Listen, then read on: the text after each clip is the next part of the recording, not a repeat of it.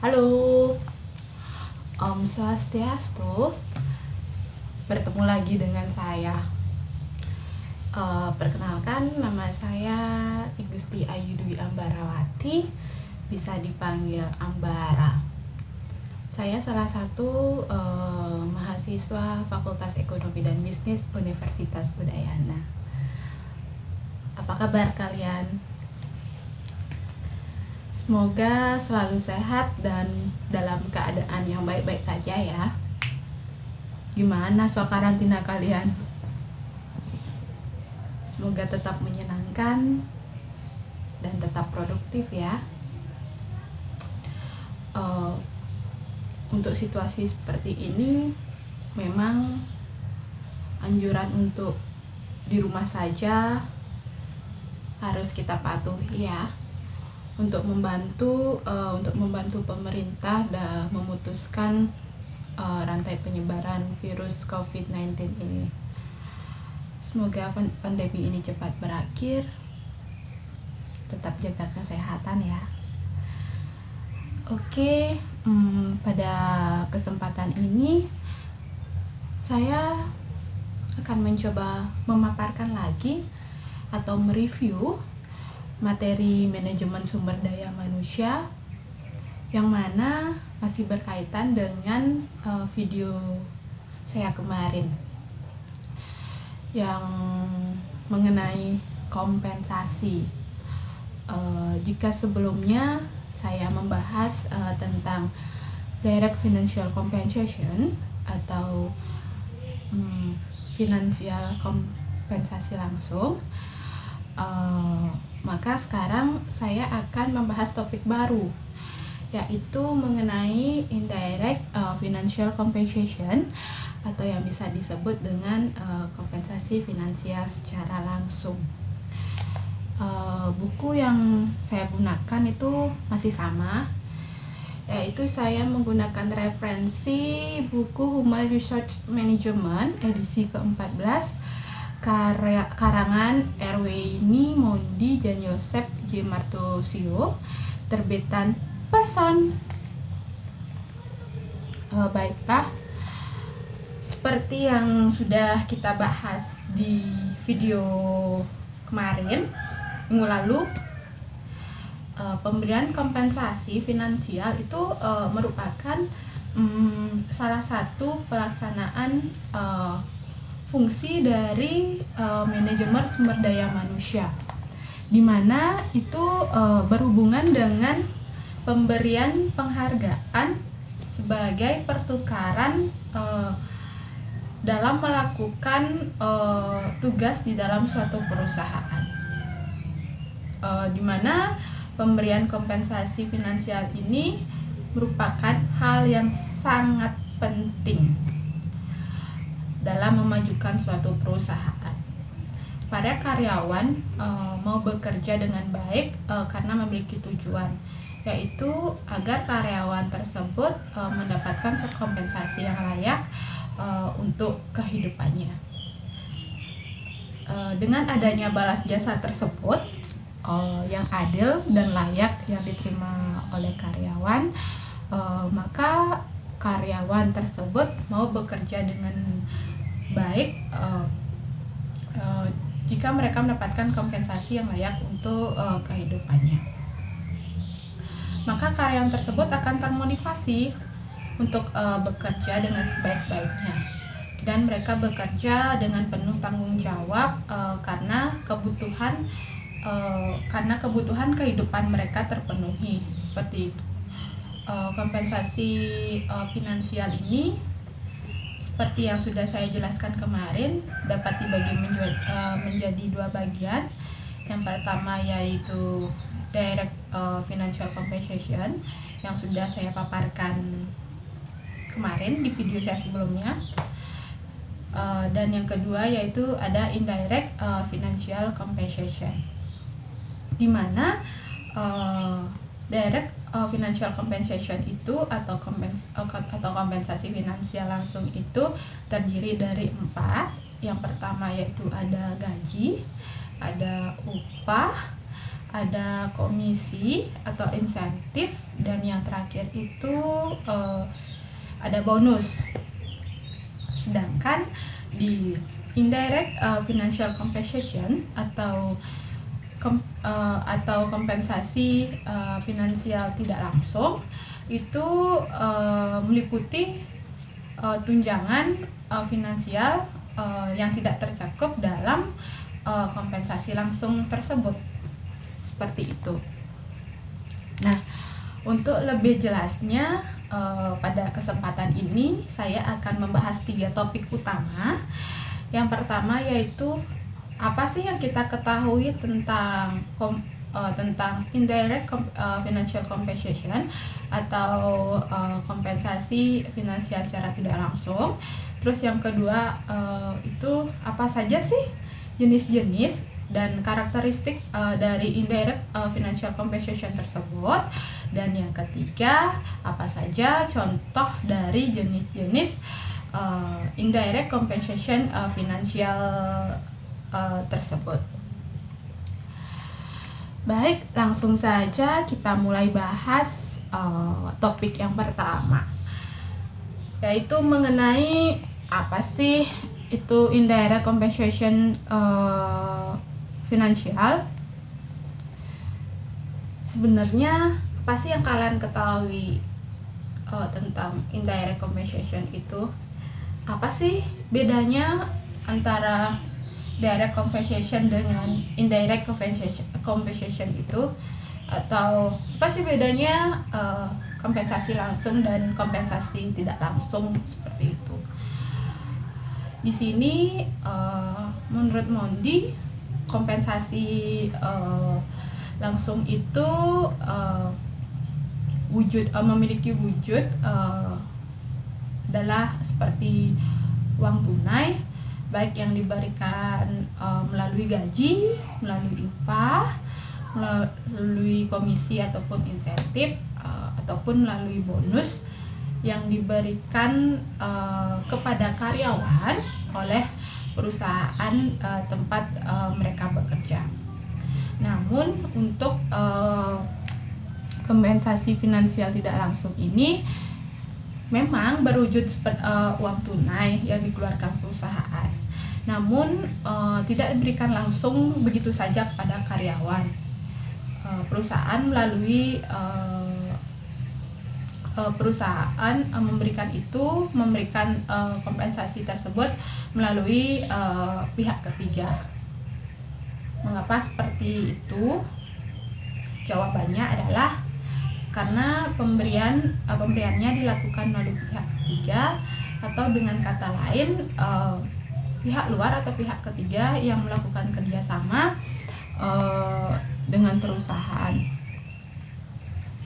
Pertanyaan yang kedua, kenapa perusahaan sampai harus menggait pihak luar ataupun pihak ketiga dalam urusan kompensasi finansialnya? Jawabannya karena perusahaan tentu tidak bisa berdiri sendiri dalam mengurus semuanya. Setiap perusahaan memiliki kelebihan dan kekurangannya masing-masing. Ini merupakan peluang untuk perusahaan lain atau pihak luar yang mempunyai spesifikasi terhadap hal tersebut atau kebutuhan yang tidak bisa dilakukan oleh sebuah perusahaan. Mereka akan menunjukkan bagaimana keunggulan dan performanya sehingga perusahaan tertarik untuk bekerja sama. Nah, kerjasama tersebut menimbulkan sebuah simbiosis, yaitu simbiosis mutualisme. Dari perusahaan tentunya membantu sekali dalam pemeliharaan karyawan pada aspek kompensasi finansial. Sedangkan dari pihak luar atau dari pihak ketiga, selain dapat bekerja dalam pemenuhan kebutuhan perusahaan, mereka juga dapat berinovasi dan meningkatkan kualitasnya sehingga meningkatkan citra yang baik di masyarakat. Kita ambil saja contoh perusahaan A. Perusahaan A ini bergerak di bidang penyediaan jasa konstruksi. Perusahaan ini tentu akan bekerja di luar lingkungan kantornya dengan risiko kecelakaan yang sangat cukup tinggi. Terus perusahaan tersebut mempunyai dana yang memadai untuk menanggulangi risiko tersebut yang direncanakan dalam bentuk jaminan kecelakaan kerja. Namun perusahaan tidak bisa mengelolanya karena tidak mengetahui sistem dan alurnya seperti apa. Sehingga perusahaan akan melakukan survei terhadap pihak luar atau pihak ketiga atau perusahaan lainnya yang dapat melakukan hal tersebut.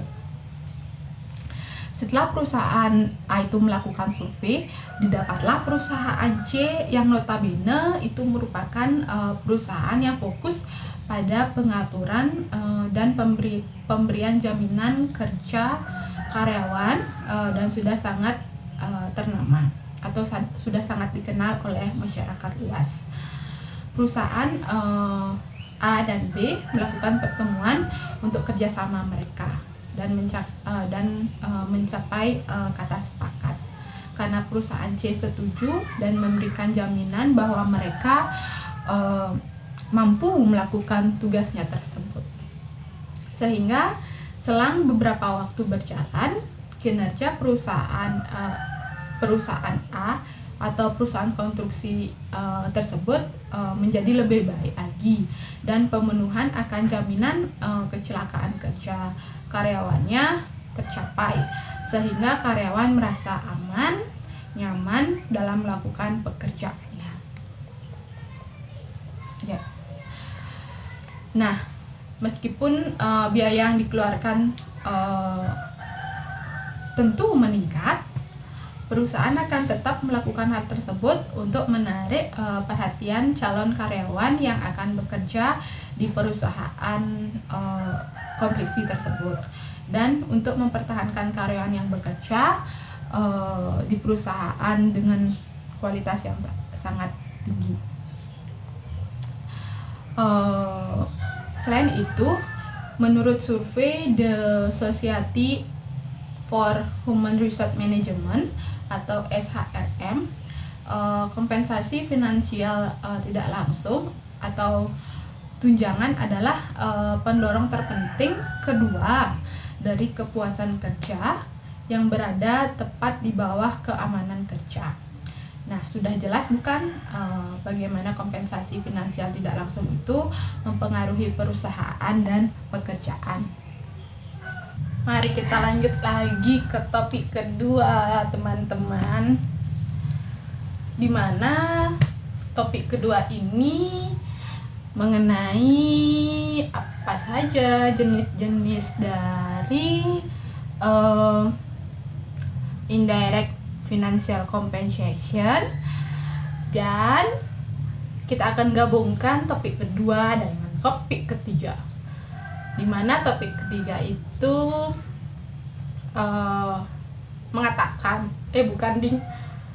menyebutkan apa aja sih contoh-contoh dari jenis-jenis financial compensation tidak langsung.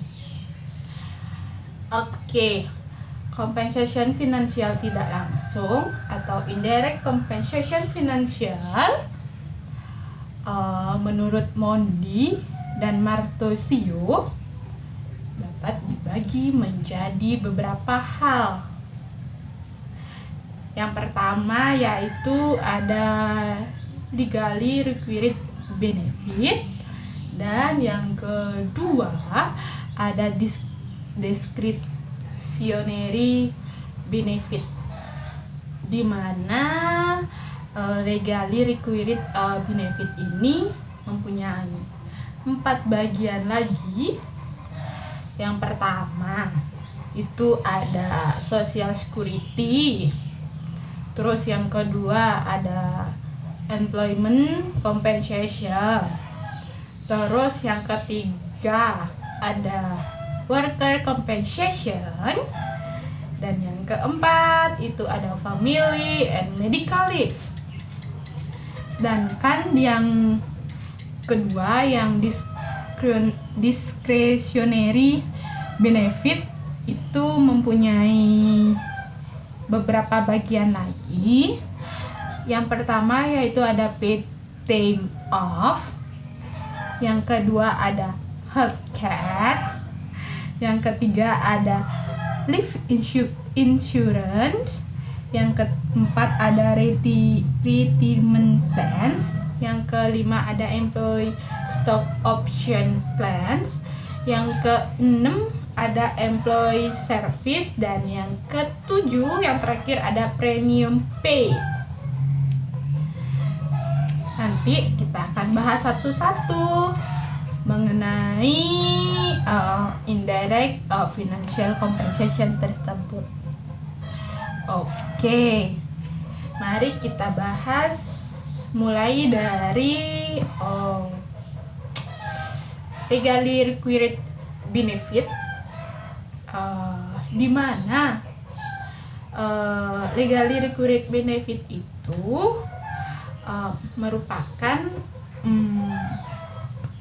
merupakan manfaat yang diberikan secara wajib dan mempunyai kekuatan hukum.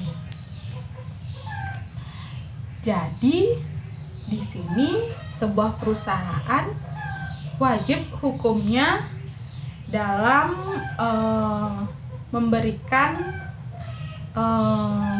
tunjangan di luar kompensasi finansial secara langsung dalam kaitannya pemenuhan kebutuhan karyawan itu sendiri. Di sini legally requirement benefit seperti yang sudah saya jelaskan tadi dibagi lagi menjadi beberapa bagian. Yang pertama itu ada social security atau jaminan sosial. Yang kedua ada employment compensation atau kompensasi untuk pengangguran. Terus yang ketiga ada worker compensation atau kompensasi untuk pekerja. Dan yang keempat itu adalah family and medical leave atau cuti keluarga dan medis. Mari kita bahas satu persatu. Mulai dari social security atau jaminan kesehatan. Apa sih itu jaminan kesehatan? Atau maksud saya jaminan sosial, social security. Apa sih itu social security atau jaminan sosial? Menurut Mondi,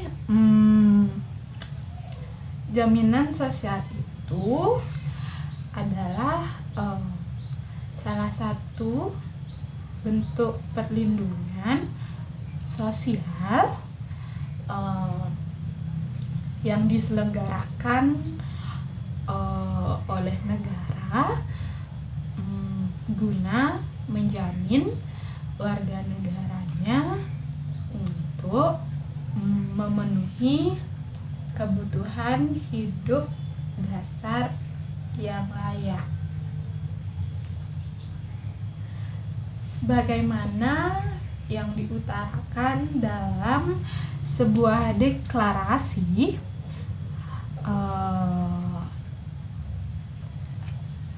PBB, Persatuan Bangsa-Bangsa, tentang HAM, Hak Asasi Manusia, pada tahun 1948 dan Konvensi ILO nomor 102 tahun 1952, di mana dalam deklarasi tersebut fokus utamanya itu adalah sebuah bidang dari kesejahteraan sosial yang memperhatikan perlindungan sosial atau perlindungan terhadap kondisi yang diketahui sosial, termasuk diantaranya seperti contohnya yaitu kemiskinan, lanjut usia, terus kecacatan, ada juga pengangguran, terus keluarga dan anak-anak serta lainnya. Nah, ada jenis jaminan sosial, di mana jaminan sosial ini dapat dibagi-bagi lagi menjadi beberapa bagian.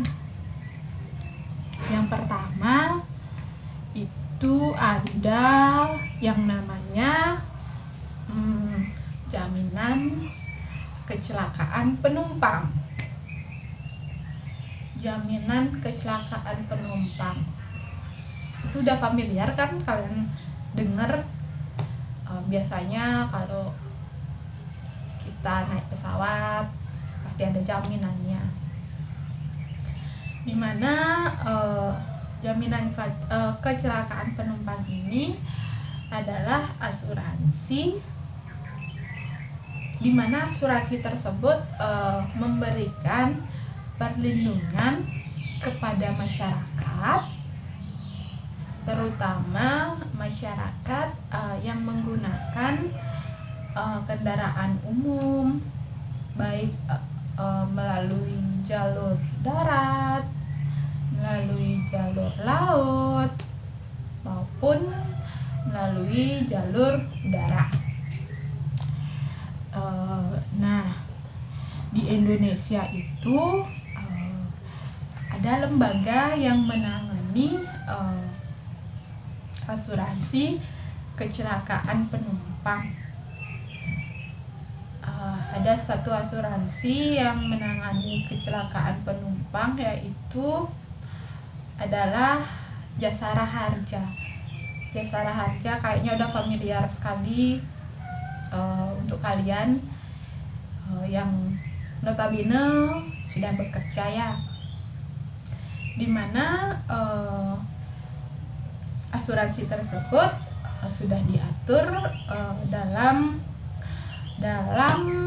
Undang-Undang nomor 33 tahun 1964 tentang yang isinya tentang pertanggungjawaban wajib kecelakaan, dan Undang-Undang nomor 34 tahun yang sama, yaitu tahun 1964 tentang dana kecelakaan lalu lintas. Nah, dari undang-undang tersebut di atas, setiap orang yang mengalami kecelakaan, baik yang mengalami kecelakaan di jalur darat, di jalur laut maupun di jalur udara, mereka siapapun itu yang mengalami kecelakaan tersebut, mereka berhak menerima jaminan dari badan penyelenggara asuransi atau biasa disebut dengan Jasara Harja. asuransi sosial ini memberikan perlindungan kepada semua lapisan masyarakat atas timbulnya gangguan kesehatan. Nah, biaya yang ditanggung adalah untuk biaya untuk yang pertama yaitu ada untuk berobat jalan, yang kedua itu ada biaya untuk rawat inap, yang kedua yaitu ada jaminan hari tua. Nah, jaminan hari tua ini merupakan suatu layanan yang memberikan perlindungan, jaminan untuk hari tua, para pekerja yang telah mencapai usia tertentu, tergantung dari perusahaannya yang menentukan di mana karyawan tersebut harus selesai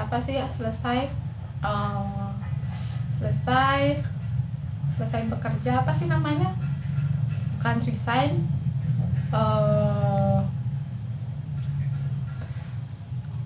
ya seperti itu. Biasanya kita bisa ambil contoh, ada pekerja yang sudah bekerja selama 10 tahun dalam satu perusahaan. Nah, ketika seorang karyawan ini mengundurkan diri atau resign lah bahasa kerennya dari sebuah perusahaan tersebut, dirinya bisa mendapatkan manfaat dari uang jaminan hari tua yang sudah dimiliki karyawan tersebut.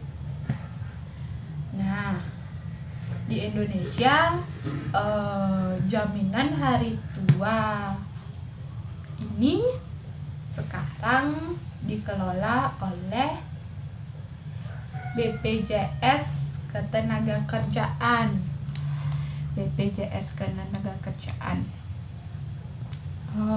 Khusus untuk pegawai negeri sipil atau PNS masih dikelola oleh PT Taspen, dan untuk anggota TNI dikelola oleh PT Asabari. Ayo kita lanjut lagi. Yang ketiga yaitu ada jaminan kematian. Ya, layanan ini merupakan jaminan yang diselenggarakan dengan tujuan untuk memberikan santunan kematian yang dibayarkan kepada ahli waris peserta yang meninggal dunia. Nah, di Indonesia jaminan kematian ini juga ditanggung oleh BPJS Ketenagakerjaan.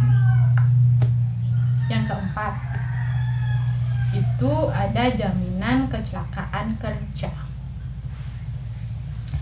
di mana program dari jaminan kecelakaan kerja disingkat JKK itu merupakan suatu program yang pemerintah punya, atau gimana ya, suatu program pemerintah dan pemberi kerja dengan tujuan memberikan kepastian jaminan, pelayanan, dan santunan apabila tenaga kerja mengalami kecelakaan saat menunaikan tugas pekerjaannya, dan berbagai penyakit yang berhubungan dengan pekerjaan. Di Indonesia, jaminan kecelakaan ini sama seperti dari jaminan-jaminan yang tadi yang sudah saya jelaskan, 2 jaminan di atas ini. Jaminan kecelakaan kerja di Indonesia juga ditanggung oleh BPJS Ketenagakerjaan. Selanjutnya yaitu yang kelima, ada jaminan kesehatan. Mohon maaf jika ada suara-suara yang tidak berkenan, dengarkan saja suara saya. Oke. Yang kelima yaitu ada jaminan kesehatan, di mana jaminan kesehatan ini adalah program jaminan sosial yang diselenggarakan secara nasional, atau nasional berarti keseluruhan, berdasarkan prinsip asuransi sosial dan prinsip ekuitas, di mana jaminan kesehatan ini mempunyai tujuan, ya, menjamin agar peserta memperoleh manfaat pemeliharaan kesehatan dan perlindungan dalam memenuhi kebutuhan dasar kesehatannya. Nah, untuk di Indonesia pada saat ini, jaminan kesehatan ini ditanggung oleh BPJS Kesehatan. Yang keenam itu ada jaminan pensiun. Nah, program jaminan pensiun ini disebut dengan program JP, di mana jaminan pensiun ini adalah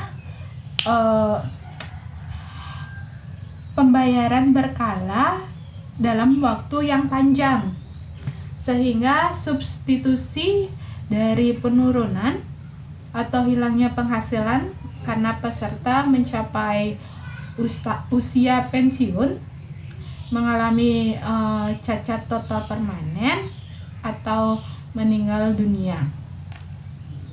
Nah, karakteristiknya adalah diselenggarakan secara nasional berdasarkan prinsip dari asuransi sosial atau tabungan wajib, dan manfaatnya pasti. Kepesertaan dari program jaminan pensiun ini adalah kepesertaan perorangan, dan manfaatnya berupa uang tunai dibayarkan setiap bulan. Di Indonesia pada saat ini jaminan pensiun ini ditanggung oleh BPJS Ketenagakerja. Ya, BPJS Ketenagakerja. Itu bahasan yang pertama untuk Social Security. Selanjutnya kita bahas topik yang kedua, yaitu mengenai Unemployment Compensation atau kompensasi untuk pengangguran. Nah, Unemployment Compensation ini menurut Mondi merupakan sebuah program pemberian tunjangan di mana memiliki tujuan yaitu untuk memberikan waktu kepada pekerja yang menganggur untuk menemukan pekerjaan baru yang setara dengan yang hilang tanpa menderita kesulitan keuangan. Nah, tanpa tunjangan ini pekerja mungkin harus mengambil pekerjaan yang mereka terlalu memenuhi syarat atau berakhir dengan kesejahteraan.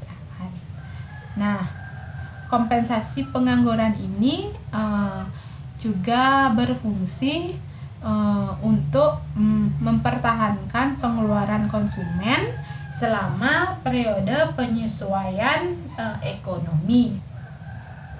Nah, di Indonesia program dari Unemployment Compensation ini dikenal dengan kartu prakerja. Hai, mari kita lanjutkan itu tentang kartu prakerja. Yuhu. Di Indonesia program ini disebut dengan kartu prakerja. Kartu prakerja ini adalah bantuan biaya pelatihan bagi masyarakat Indonesia yang ingin memiliki atau meningkatkan keterampilannya. Karena semua percaya bahwa masyarakat Indonesia sesungguhnya ingin selalu meningkatkan kemampuannya. Maka didesainlah sebagai sebuah produk, program ini dikemas sedemikian rupa agar memberikan nilai bagi pengguna sekaligus memberikan nilai bagi sektor swasta. Nah, jalan digital melalui marketplace dipilih untuk memudahkan pengguna mencari, membandingkan, memilih dan memberikan evaluasi. Karena hanya dengan cara ini produk bisa terus diperbaiki, tumbuh dan relevan. Menggandeng pelaku usaha swasta. Program ini adalah wujud kerjasama pemerintah dan swasta dalam melayani masyarakat. Contohnya yaitu pemberian kompensasi kepada karyawan yang terpaksa harus dirumahkan karena keadaan tertentu. Yang pertama yaitu misalnya krisis ekonomi atau perusahaan bangkrut, di mana pemberian kompensasi jenis ini dapat menjamin karyawan untuk dapat survive di tengah usahanya dalam menemukan pekerjaan baru. Atau jika kondisi dapat pulih, maka karyawan dapat bekerja kembali secara normal di perusahaan tersebut. Baik, yang nomor 3 itu adalah worker compensation atau kompensasi untuk pekerja. Nah, kompensasi pekerja ini memberikan tingkat perlindungan finansial bagi karyawan yang mengeluarkan biaya akibat kecelakaan ataupun penyakit terkait pekerjaan dalam bentuk pertanggungan biaya rehabilitas dan penggantian pendapatan sementara atau permanen sebagian berdasarkan tingkat keparahan dari kecelakaan tersebut ataupun penyakit tersebut. Contohnya yaitu kita bisa ambil contohnya itu adalah asuransi, di mana asuransi ini merupakan suatu lembaga keuangan, karena melalui asuransi dapat dihimpun dana besar yang dapat digunakan untuk membiayai pembangunan di samping bermanfaat bagi masyarakat yang berpartisipasi dalam bisnis asuransi. Serta asuransi ini memiliki tujuan yaitu memberikan perlindungan atau proteksi atas kerugian keuangan atau financial loss yang ditimbulkan oleh peristiwa yang tidak diduga sebelumnya. Selain itu, contohnya yaitu adalah jaminan sosial yang sudah sempat saya jelaskan tadi di awal sebelumnya, yaitu pemberian asuransi atau jaminan sosial kepada karyawan ini sebagian pertanggungan biaya bagi karyawan yang mengeluarkan biaya secara pribadi saat melakukan penanganan ketika terjadi kecelakaan ataupun mengalami sakit pada saat bekerja. Nah, biaya pengganti tersebut sepenuhnya menjadi kewajiban dari perusahaan. Faktor-faktor seperti pengusaha membayar seluruh biaya asuransi, kompensasi pekerja, dan pengalaman masa lalu mereka dengan kecelakaan dan penyakit terkait, pekerja sangat menentukan biaya premi mereka. Keadaan ini memberikan dorongan lebih lanjut kepada perusahaan untuk lebih proaktif dalam program kesehatan dan keselamatan.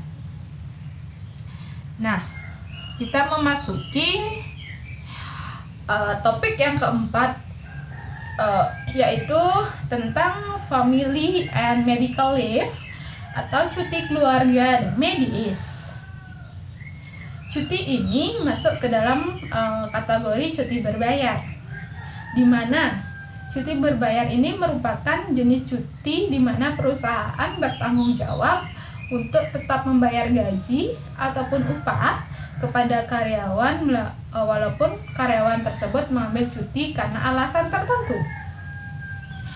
Yang pertama, untuk penggolongan cuti keluarga yaitu ada karyawan menikah. Itu diberikan cuti selama 3 hari. Karyawan menikahi anaknya, itu diberikan cuti selama 2 hari. Selanjutnya yaitu acara keagamaan atau ibadah, atau diberikan cuti selama 1 hari. Ketika istri melahirkan atau mengalami keguguran, karyawan diberikan cuti selama 2 hari. Dan keluarga inti atau suami, istri, orang tua, mertua, anak ataupun menantu meninggal dunia diberi cuti selama 2 hari. Nah, yang kedua yaitu untuk penggolongan cuti medis. Yang pertama yaitu ada cuti sakit. Di sini merupakan salah satu hak yang dimiliki oleh pekerja atau buruh, sehingga mereka tidak perlu melakukan pekerja pada waktu tertentu. Dan pengusaha atau perusahaan harus tetap memberikan upah serta tidak boleh melakukan pemutusan hubungan kerja.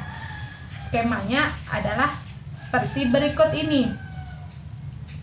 Untuk 4 bulan pertama, gaji yang dibayarkan atau upah yang dibayarkan yaitu sebesar 100%. Untuk 4 bulan kedua, gaji atau upah dibayarkan sebesar 75%. Untuk 4 bulan pada bulan ketiga, gaji dibayarkan sebesar 50% dari upah.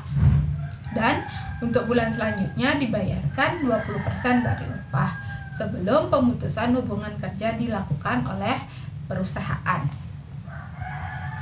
Nah, cuti karena haid atau menstruasi diberikan cuti selama 2 hari.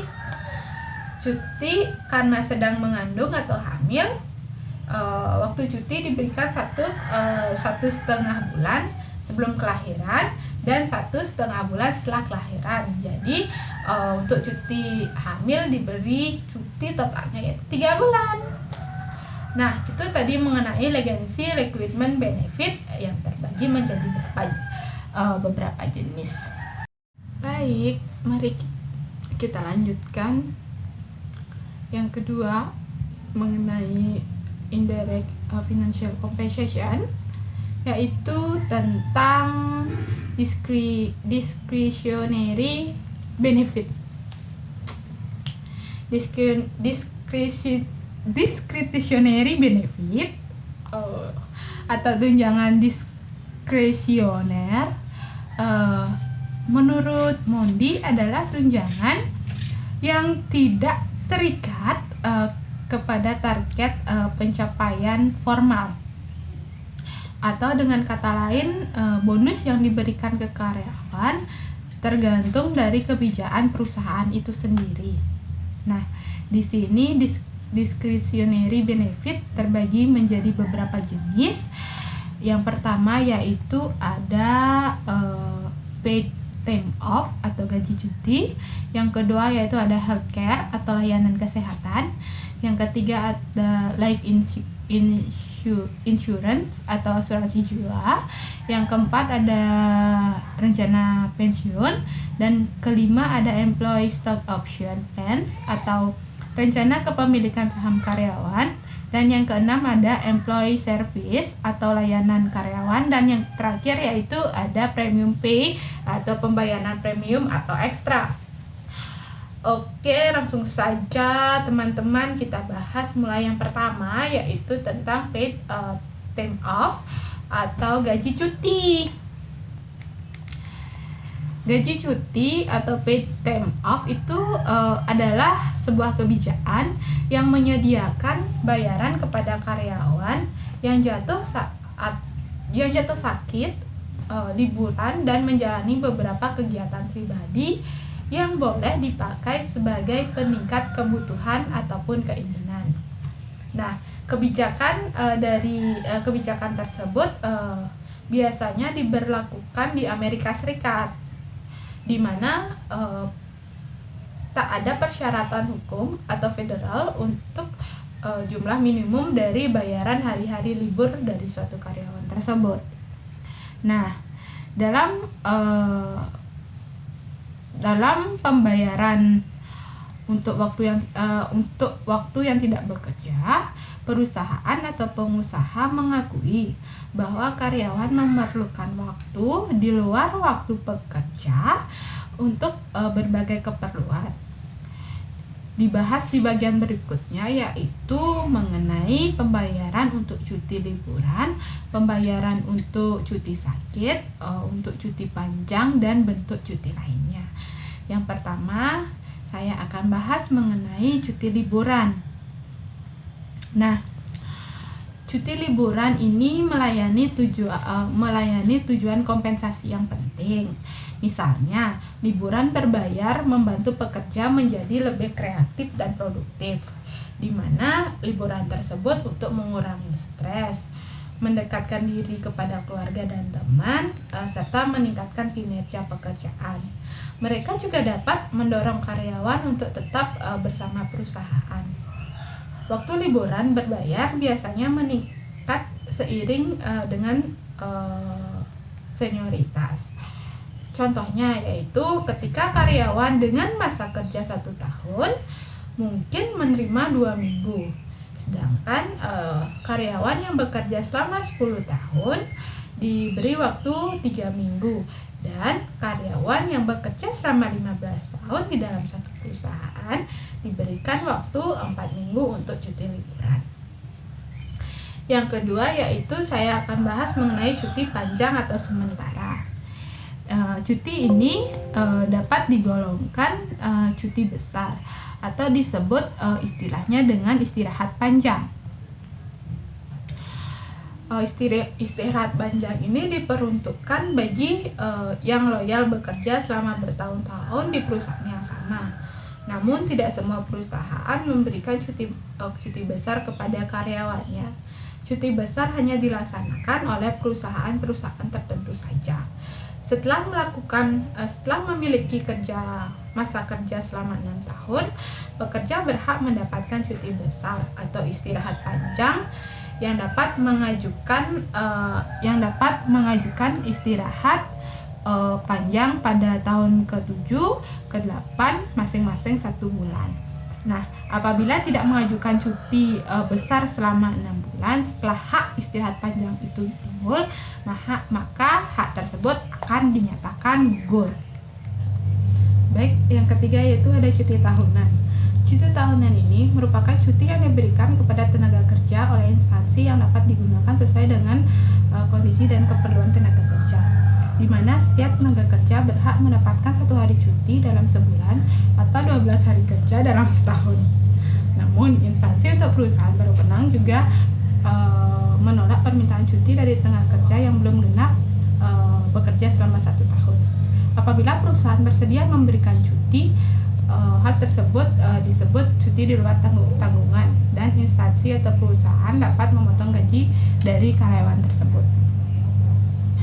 Nah, namun balik lagi ke perusahaan, karena setiap perusahaan punya regulasi cuti yang berbeda. Yang Dua, yaitu ada healthcare atau layanan perawatan kesehatan, di mana perawatan kesehatan merupakan barang paling mahal dan paket tunjangan karyawan. Bahkan menurut penelitian dari Kaiser Family Foundation Amerika Serikat, menghabiskan lebih banyak per kapita untuk perawatan kesehatan daripada negara lain. Beberapa perusahaan telah mengurangi ataupun menghapus kenaikan gaji atau bonus atau keduanya untuk memberikan tunjangan kesehatan yang semakin mahal bagi karyawan. Adapun jenis-jenisnya, yang pertama yaitu adalah paket biaya layanan, di mana perlindungan asuransi untuk 3 jenis biaya medis. Yang pertama yaitu ada biaya rumah sakit, ada biaya bedah, dan ada biaya dokter. Yang kedua yaitu rencana perawatan terkelola, pemberian layanan kesehatan yang menekankan pengendalian biaya dengan pembatasan pilihan dokter dan rumah sakit karyawan. Rencana ini juga memberikan perlindungan terhadap biaya perawatan kesehatan dalam bentuk pembayaran di muka kepada penyedia layanan kesehatan. Misalnya, kemitraan perusahaan dengan rumah sakit tertentu untuk memberikan layanan khusus atau keringanan biaya jika berobat di rumah sakit tersebut. Selanjutnya yaitu ada paket asuransi khusus. Perusahaan atau pengusaha sering menggunakan paket asuransi terpisah untuk memberikan jenis manfaat tertentu dan sering disebut dengan paket asuransi khusus. Misalkan, ada perusahaan yang memberikan jaminan kesehatan khusus yang berbeda dengan jaminan kesehatan biasa yang diberikan kepada karyawan yang bekerja bersinggungan dengan bahan industri berbahaya. Yang selanjutnya itu ada perawatan kesehatan yang digerakkan oleh konsumen. Mengacu pada tujuan membantu perusahaan mempertahankan kendali atas biaya sementara, juga memungkinkan karyawan untuk membuat pilihan yang lebih besar tentang perawatan kesehatan. Jadi, karyawan dapat mengusulkan layanan kesehatan apa yang bisa didapatkan selama bekerja di perusahaan, entah itu medical check up, cek kesehatan tensi dan gula, atau sebagainya. Yang ketiga yaitu ada life insurance atau asuransi jiwa. Nah, asuransi jiwa yang disponsori oleh perusahaan melindungi keluarga karyawan dengan membayar jumlah tertentu setelah kematian karyawan. Rencana-rencana ini sering termasuk kematian karena kecelakaan dan klaim pemotongan yang membayar manfaat tambahan jika kematian adalah akibat dari kecelakaan atau jika karyawan mengalami kehilangan anggota tubuh yang tidak disengaja. Nah, ada 2 dari rencana asuransi jiwa yang umum adalah asuransi jiwa berjangka dan keseluruhan hidupnya. Asuransi jiwa berjangka memberikan perlindungan kepada penerima manfaat karyawan hanya sebagai periode terbatas berdasarkan jumlah tahun tertentu yang tunduk pada usia maksimum. Nah, setelah itu asuransi otomatis berakhir. Sedangkan asuransi jiwa seutuhnya membayar sejumlah kepada penerima manfaat yang dituju dari karyawan yang meninggal. Tetapi tidak seperti kebijakan seumur hidup. Rencana seumur hidup tidak berakhir sampai pembayaran dilakukan kepada penerima manfaat. Nah, kompensasi pekerja melindungi karyawan dari kecelakaan dan penyakit terkait pekerja. Namun beberapa perusahaan menyediakan perlindungan tambahan yang lebih komprehensif, di mana catatan jangka panjang memberikan manfaat bulanan kepada karyawan yang karena sakit atau cedera tidak dapat bekerja dalam waktu yang sangat lama.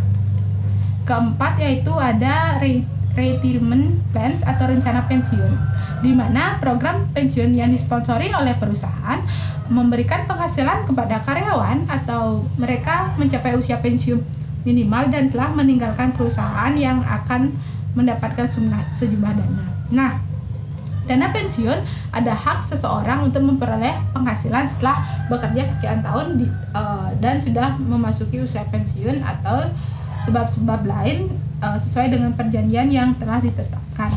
Di mana tujuan dari rencana pensiun ini adalah memberikan penghargaan kepada karyawan yang telah mengabdi di perusahaan tersebut.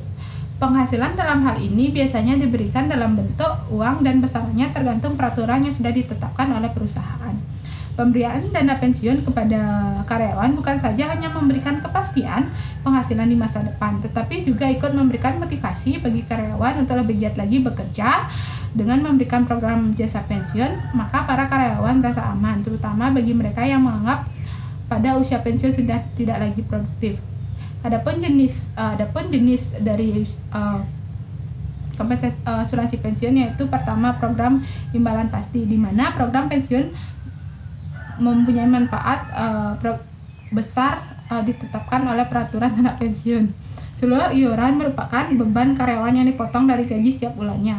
Program ini berkaitan dengan masa kerja dan besarnya penghasilan yang menentukan besarnya uang pensiun. Yang kedua yaitu ada rencana kontribusi pasti, di mana program yang besarnya manfaat pensiun tergantung dari pengembangan kekayaan dana pensiun, iuran tanggungan bersama oleh karyawan dan perusahaan pemberi kerja. Program pensiun ini terdiri dari profit sharing dan saving plan, di mana besaran uang pensiun didasarkan pada iuran yang dibayar.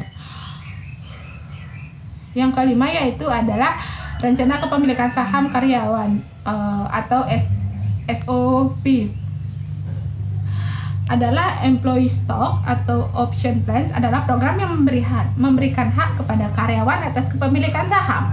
Program kepemilikan saham merupakan perusahaan di Indonesia dikenal dengan sebuah program kepemilikan saham bagi karyawan atau PKSK. Program kepemilikan saham perusahaan dengan ESOP pertama kali ada di Amerika Serikat pada tahun 1950-an. Program kepemilikan saham perusahaan dengan ESOP dilakukan dalam beberapa cara, antara lain yaitu perusahaan memberikan sahamnya secara cuma-cuma atau stock grant kepada karyawan, menjual saham perusahaan pada karyawan, dan memberikan opsi kepada karyawan untuk membeli saham perusahaan pada periode tertentu dan dengan harga tertentu. Nah, program kepemilikan saham ini, saham perusahaan dengan ESOP di Indonesia memang belum tenar, terlebih untuk perusahaan-perusahaan yang masih bersifat perusahaan keluarga. Mengapa perusahaan atau manajemen memberikan kesempatan karyawan untuk memiliki saham perusahaan dengan ESOP? Jawabannya yaitu karena dapat digunakan sebagai bentuk penghargaan kepada karyawan dan mampu mempertahankan karyawan, alias meminimalisir karyawan yang keluar masuk di perusahaan atau turnover karyawan. Nah, karyawan yang memiliki saham perusahaan cenderung akan memiliki rasa memiliki dan akhirnya menimbulkan semangat dalam bekerja. Contohnya yaitu ada berupa lembar saham, surat berharga, dan aset dengan nilai jaminan tertentu. Nah, yang keenam ini ada employee service atau layanan karyawan. Layanan karyawan adalah fungsi pemeliharaan karyawan yang menyangkut kegiatan untuk memelihara kondisi fisik dan mental para karyawan. Nah, kondisi fisik dan mental yang baik akan diciptakan oleh penarikan karyawan yang baik, pengembangan pemberian kompensasi dan integrasi, dan dilanjutkan dengan pemeliharaannya. Nah, di samping itu kita perlu memberikan perhatian khusus terhadap usaha-usaha untuk memelihara kesehatan setiap karyawan. Program kesehatan dan keselamatan kerja dimaksud memelihara kondisi fisik karyawan, sedangkan program pelayanan karyawan yaitu membantu memelihara semangat moral karyawan. Banyak istilah yang dipergunakan untuk program-program pelayanan karyawan yang menggunakan istilah jaminan sosial, program kesejahteraan karyawan, dan sebagainya. Nah, ini merupakan elemen yang paling khas dan biasanya menjadi ciri khas dari suatu perusahaan. Meningkatkan perhatian pengusaha terhadap masalah kesejahteraan karyawan dikarenakan faktor-faktor berikut. Yang pertama yaitu perubahan sikap para karyawan yang disebabkan terutama oleh makin meningkatnya taraf hidup pendidikan mereka. Yang kedua, permintaan dari organisasi-organisasi buruh. Yang ketiga yaitu permintaan dari pemerintah yang diwujudkan dalam bentuk undang-undang atau peraturan-peraturan. Persaingan yang semakin ketat, adanya pengawasan terhadap tingkat upah, terutama dari asosiasi para pengusaha untuk mencegah persaingan dalam hal pemberian upah. Nah, manfaat yang diperoleh dari diselenggarakannya program kesejahteraan karyawan ini adalah penarikan tenaga kerja yang efektif, perbaikan semangat dan kesediaan karyawan, penurunan tingkat absensi dan permutaran kerja, perbaikan hubungan masyarakat. Adapun contoh pemberian layanan masyarakat ini adalah untuk konsumsi pekerja, beasiswa pendidikan, diberikan tanggungan perumahan, pengembangan karir berupa seminar pelatihan dan pendidikan. Nah, selanjutnya yaitu terakhir yaitu premium pay. Itu pemberian jenis ini mengacu pada upah yang lebih tinggi yang diberikan kepada karyawan yang bekerja dengan jam kerja yang kurang diinginkan. Ini termasuk hari libur akhir pekan ataupun di luar jam kerja perusahaan normalnya dalam sehari. Misalnya karyawan yang bekerja di luar hari kerja kantor akan mendapatkan pembayaran lebih, atau juga disebut tunjangan hari raya atau THR untuk perayaan hari besar nasional dan hari besar keagamaan. Pembayaran jenis ini juga mengacu pada tingkat kesulitan pekerjaan yang dilakukan, misalnya pencucian jendela untuk gedung pencakar langit di kota besar. Pilot militer mendapatkan uang ekstra dalam bentuk gaji penerbangan dan uang tempur karena risiko yang terlibat dalam pekerjaannya. Baik, demikian pembahasan saya pada kali ini. Semoga itu bermanfaat untuk kalian semua. Mohon maaf yang sebesar-besarnya jika ada salah kata dalam pengucapan apapun tadi, dan mohon maaf jika ada suara sumbang yang tidak diinginkan. Sampai bertemu di materi selanjutnya. Stay safe dan stay at home. Terima kasih. Santi.